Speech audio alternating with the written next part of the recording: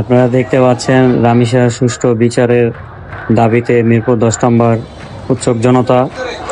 তো আপনারা সবাই আবার আগের মতো এখন তো আসুন ভাই, সবাই মিলে একসাথে আবার হাতে হাত রেখে সবাই একসাথে আবার আসি ভাই। এই দেশে কোনো বিচার বলতে কিছু পাওয়া যায় না, অন্যায়ের পর অন্যায় বেড়ে চলছে, কিন্তু বিচারের সুষ্ঠু কোনো বিচার পাওয়া যাচ্ছে না বাংলাদেশে। আসলে বাংলাদেশের আইন খুব দুর্বল, যার কারণে এই সমস্যাগুলো হয়ে থাকে। একটার পর একটা দর্শনকারী ছাড় পেয়ে যাচ্ছে, অথচ কোনো বিচার হচ্ছে না।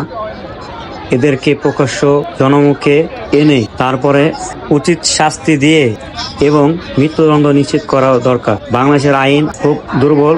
তো আপনারা দৃষ্টি আকর্ষণ করি, এই ব্যাপারটা নিয়ে গুরুত্ব দেন দয়া করে, নাহলে এরকম ঘটনা আরো বাড়তেই চলতে থাকবে, কিন্তু এটা থামবে না। সবাই একটু এই দিকে একটু নজর দেন ভালো করে, আপনাদের দৃষ্টি আকর্ষণ করি।